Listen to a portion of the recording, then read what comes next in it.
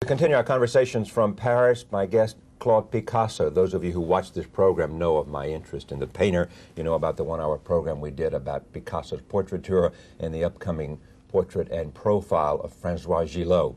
François Gillot's son, Claude Picasso, the son of Pablo Picasso, and François Gillot lives here in Paris, and we want to talk to him about the Musée Picasso and about his father. Welcome to this program. It's great to have you here. Good morning. We're taping in the morning, in the afternoon, at night, and this comes in the morning. Take me back to what happened to this huge estate that when your dad died, how it ended up, so much of it here at Musée Picasso. Well, it's a very lucky thing that happened is that just previously, before my father died, the French government introduced a law which is called a dation, which allows you to pay taxes by offering works of art or works of historical artifacts that are that would add to the patrimony of France. Yes. That's what they call it. It's a description. It's the patrimony of Paris. Yes. And so these paintings were painted on our turf, and therefore. Yes. And so we first had to do an inventory of everything that he had left, which was an enormous job, because he left behind more than 70,000 items of his own work. And we had to it had to take a little while to do it quite seriously, photographing it, measuring and cataloging everything. And then once we had that, we started making up lists, and in conjunction with some museum curators, we drew up a wonderful list. And the plan was not just to turn over these works to the government, but to also at the same time create a museum which would be anthological and as complete as possible about Picasso's oeuvre. Yes. It would cover every angle and every possible thing that the most complete reflection of the body of work that had in an extraordinary lifetime. Yes. And it would also go in depth, and it would also have the archives of Picasso and even his personal collection of other artists or primitive art and such a thing. So it would recreate in a way the ambiance of Picasso's home. So we had to find a home. Yes. That was a big problem, because in Paris, as you know, it's very overcrowded. There are some large buildings, but they're all taken up by embassies, government agencies or whatever, and we had to find one.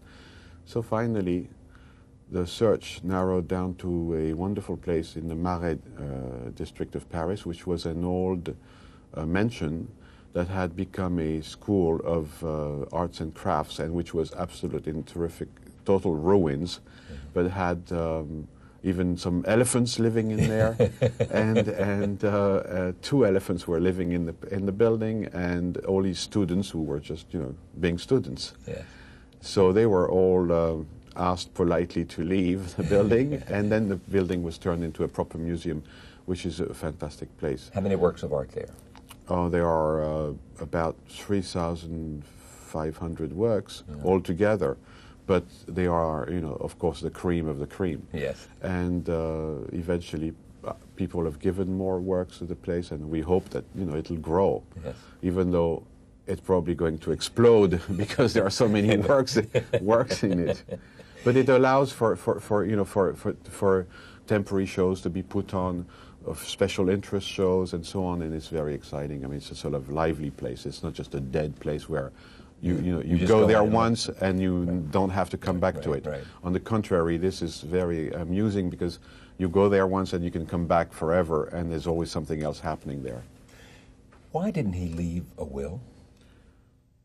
Well, because I think he probably was not very a very great friend of paperwork. He was an artist. He was not an administrator. It has been said Yes. by some, and there's nothing I can say about Picasso you haven't heard, Yes. that the idea of thinking about death was not something that he ever wanted to do, that he just was so much in love with living Yes, that that's thinking true. about death was not something. And to write a will was thinking about Well, death. it was like writing himself off. Probably he probably thought, I'm writing myself dead or something. Yes. And that really didn't gel with his way of doing things.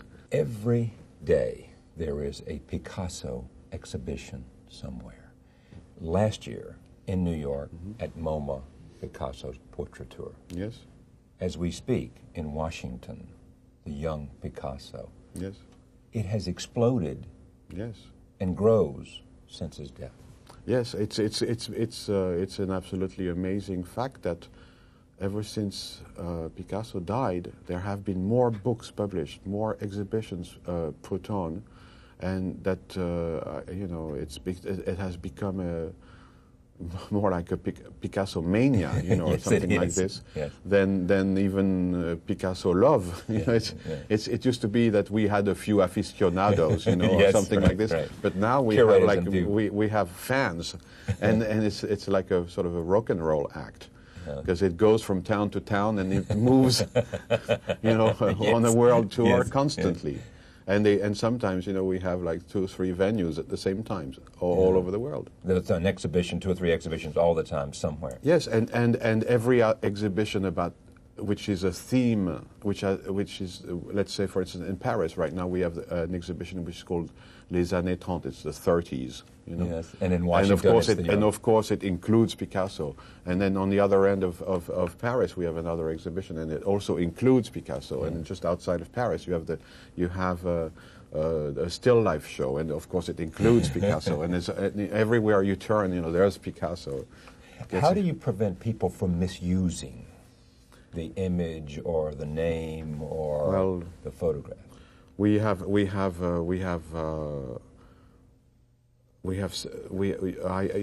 few years ago, I was named by the French courts the administrator of the estate. So I have set up an office, and I have arrangements with authors' rights societies throughout the world.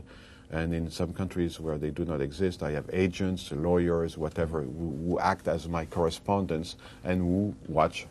And so I have a lot of watchdogs, and I am a big watchdog myself. It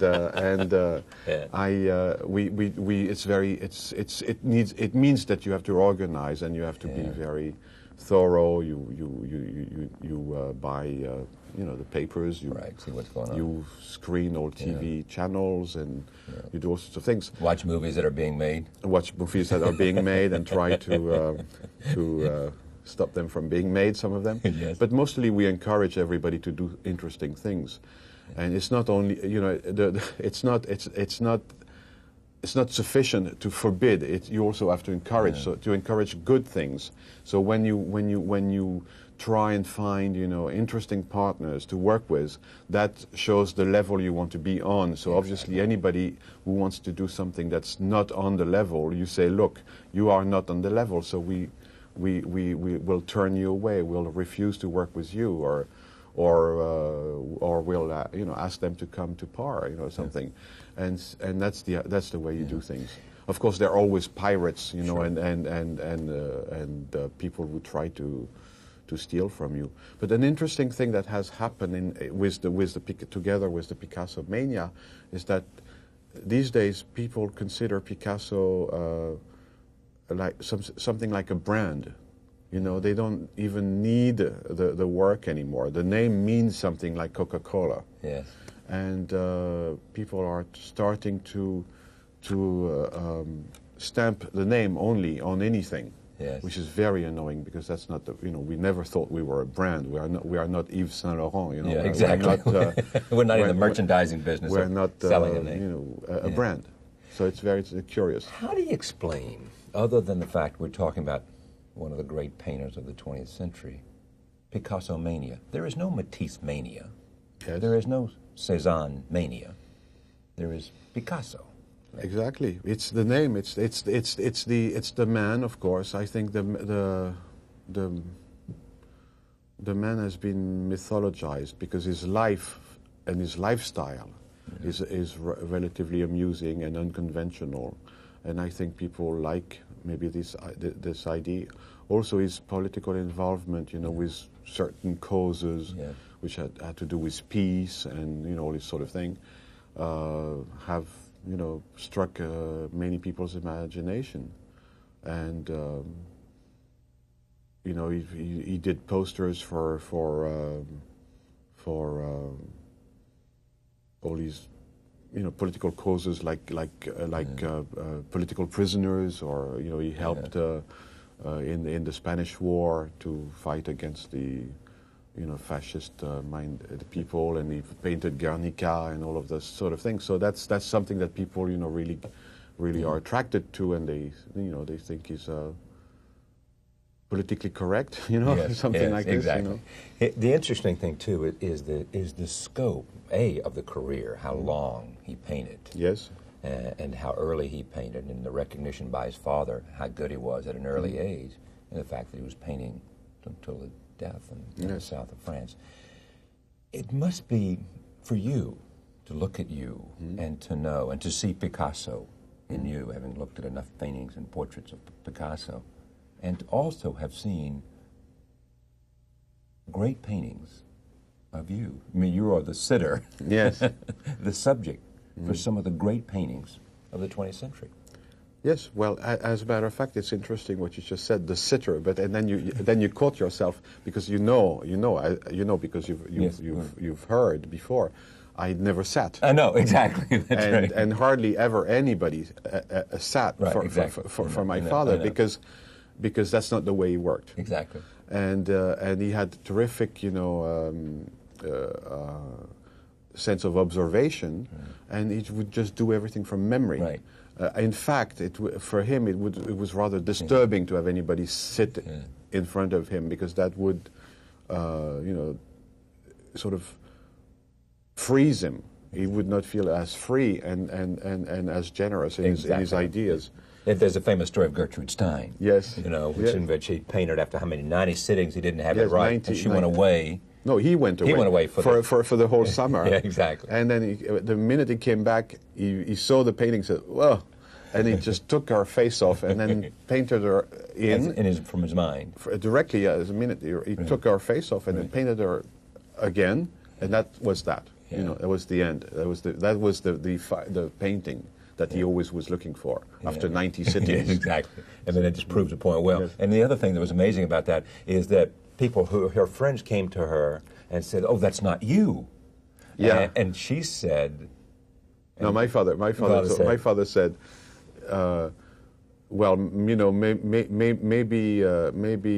now, but you'll see, you'll end up looking like the painting." And it was true. Yes, she did. And she said that too. Yes. She always said, "It is me." She said, yes, and it is me now. Yes. And then after that, it was always painting from memory and always painting. Yes, and it's true. And if you think today, everyone knows. Many people know about Gertrude Stein, and what do they know about Gertrude Stein? Picasso. That painting. They don't really know her even in a photograph or anything like this. It's really quite amusing. What are your earliest memories of him? Well, obviously, when I was a child and a small child, and when we lived in the south of France, and it was rather. Amusing, and of course, when you're a child, everything's very amusing and simple and light and gay, and so the usual sort of thing. You remember a father who happened to paint? Yeah, he happened to paint, and he happened to make sculptures and do things like that, which were very amusing, and sometimes. It involved me in the strangest ways, because I used to, as many boys, sort of bang out my toys and destroy them, and I don't know what. And he always liked to keep everything, so he collected my toys and took them to the studio, and then. The famous sculpture of the baboon and young, which includes 2 of my cars, and of course, that was really outrageous. I thought that was disgusting. How come, how dare you, steal my cars and turn them into a monkey? But Later on, I learned it was much more interesting what he had done with the cars than what I had done. That's great. And actually, eventually I was very happy. But it's at the time, it just didn't make my day. But to see some of the pictures and see the together at the beach in different places, yes. I mean, it seemed that Picasso had something like a child's wonder about things. Yes. He liked children. Yes, very some men much. can relate to children. Really, and can almost. Yes. He absolutely related to children completely. Always, you can see. I mean, even with other children, sometimes you see photographs of my father with other children. You can see there's always, an easy going relationship. Absolutely, yes. Yeah. And we had a great time. I mean, we absolutely had a great time. He made toys for us. He made, so it's really, sort of amusing because he made toys for us, and then we see them in the catalogue raisonné of the work of Picasso. It's sort of like a little strange. It is. That's what I'm... Because it has to end up there too. It's in a way it's silly, but it's like that. Now, it must have been an incredibly painful period when your mother left. Well, for everyone, yeah, yes. Exactly. Everyone went through this in their different ways, but it was, of course, unsettling. Yes. Yeah. She is a remarkable woman. Yes, she's absolutely fantastic. I mean, to have a painter. First of all, the painter herself. Yes. And knew Picasso. To know her, and we have seen her here in Paris. You can talk about things. Léger. She knew Léger. Of course, yes. Of course, exactly, of course. Yes. You could talk about Matisse. Yes. Not only knew Matisse.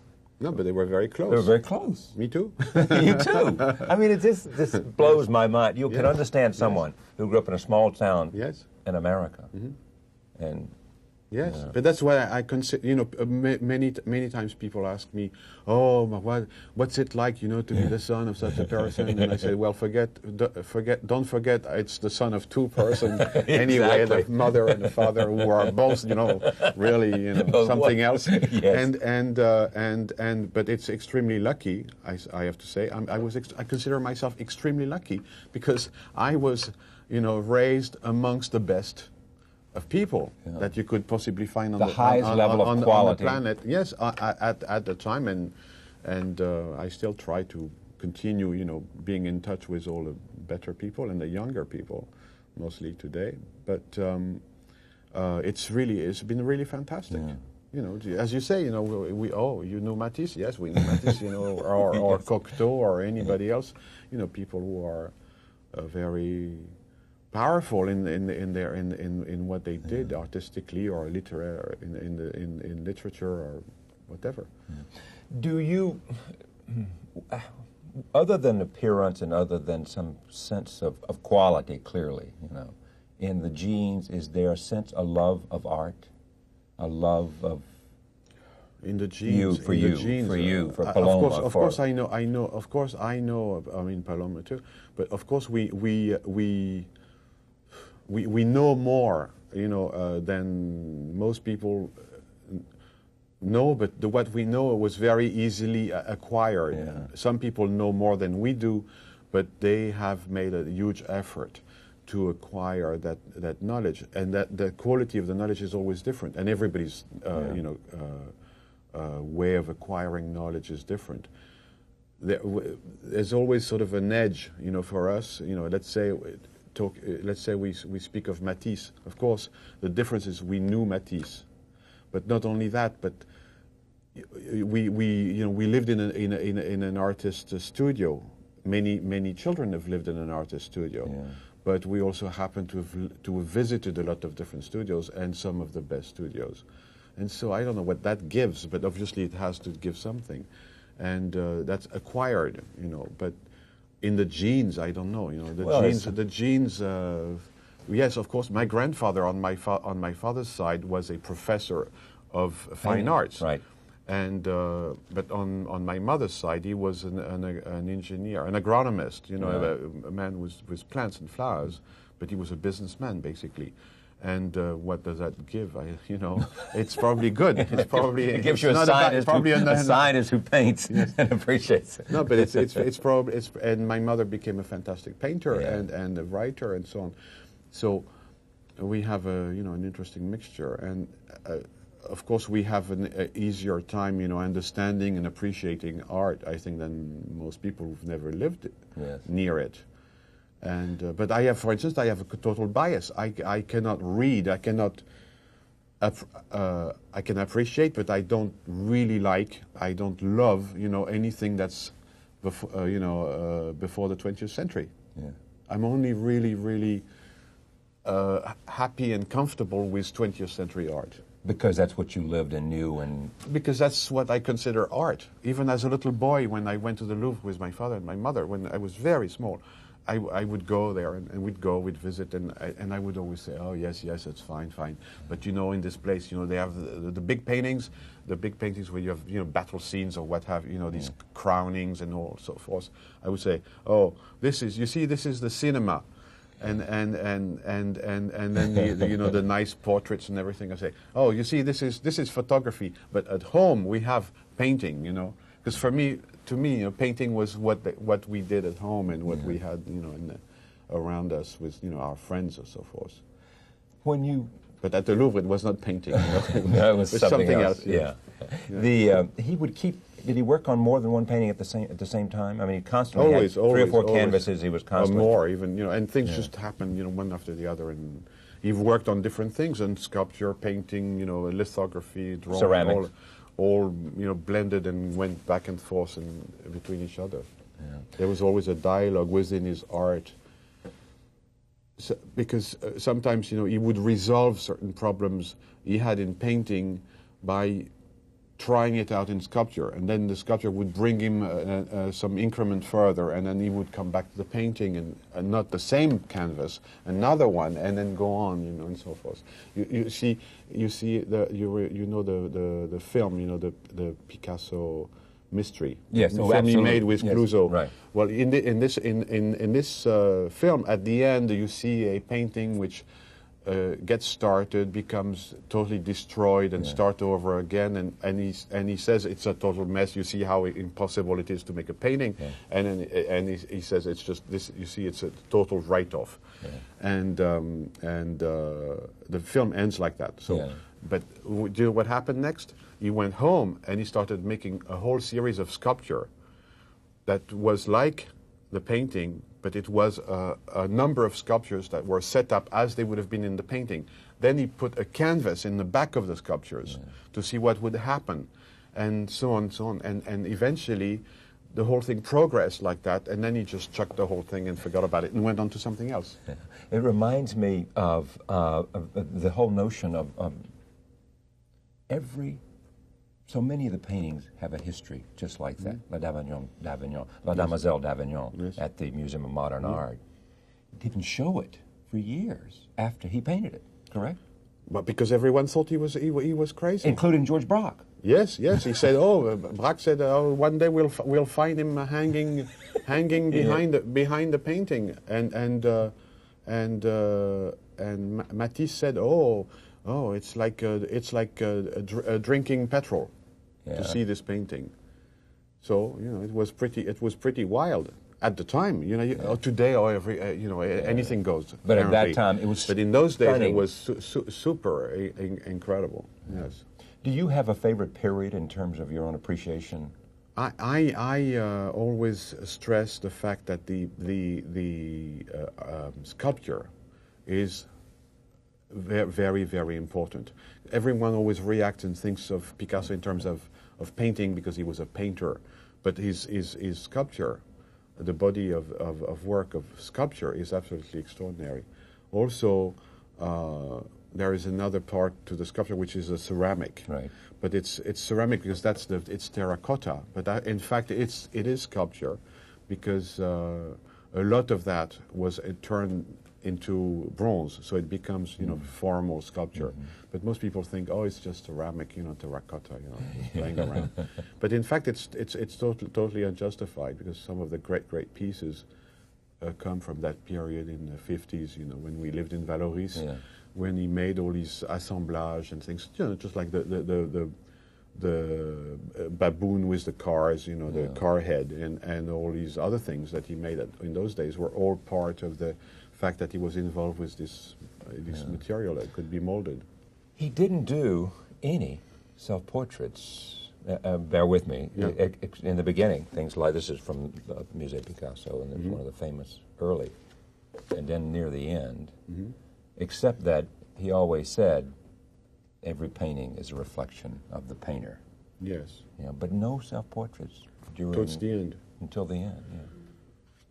Yes, it's true. And I think, you know, it's always curious.